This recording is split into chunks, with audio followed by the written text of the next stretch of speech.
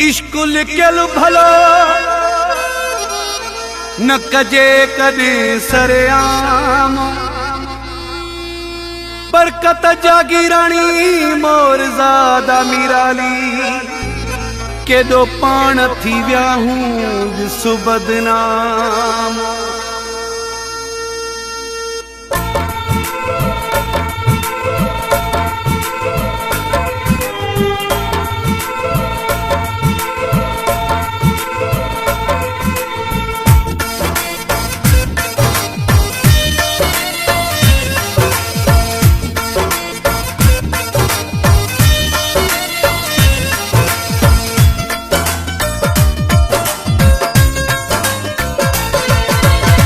पाण भी बदनाम थियो मूंखे भी बदनाम पियो थी। केॾो चो मां चुपड़ी कयूं वतो इश्क खे सरेआम कयो थी। पाण भी बदनाम थियो मूंखे भी बदनाम कयो थी। पाण भी बदनाम थियो मूंखे भी बदनाम कयो थी।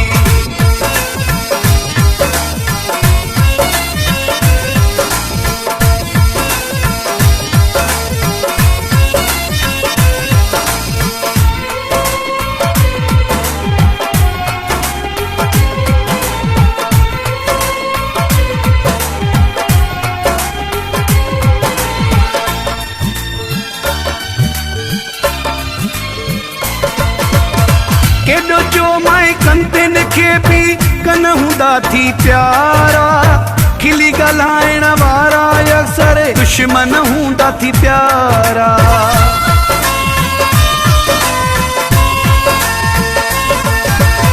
केॾो चो माए कंदन खे भी कन हूंदा थी प्यारा। खिली ॻाल्हाइण वारा अक्सर दुश्मन हूंदा थी प्यारा।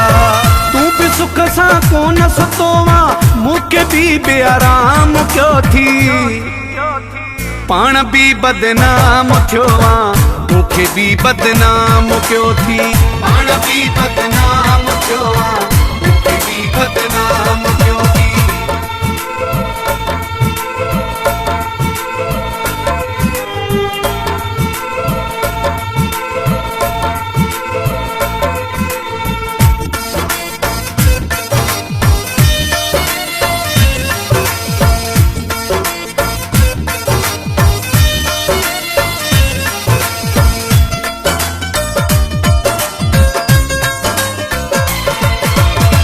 असां ॿिन्ही जे विच जूं ॻाल्हियूं दुनिया खे तो ॿुधायूं।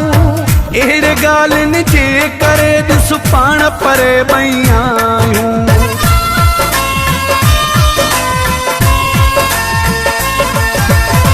असां ॿिन्ही जे विच जूं ॻाल्हियूं दुनिया खे तो ॿुधायूं।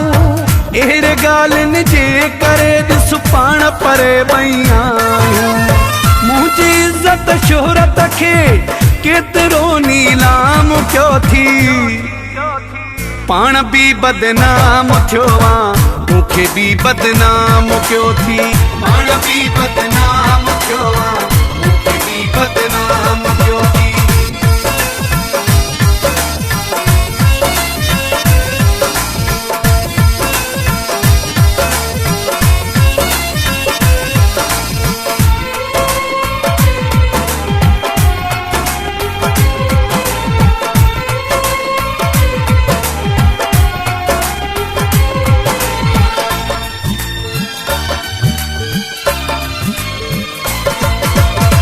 छा थी पई हा पंहिंजी दिल जा राज़ जो तूं लिकाई हा। कड़ हणी तूं हिक जे डन में ॻाल्हियूं इहे न हुलाई हा।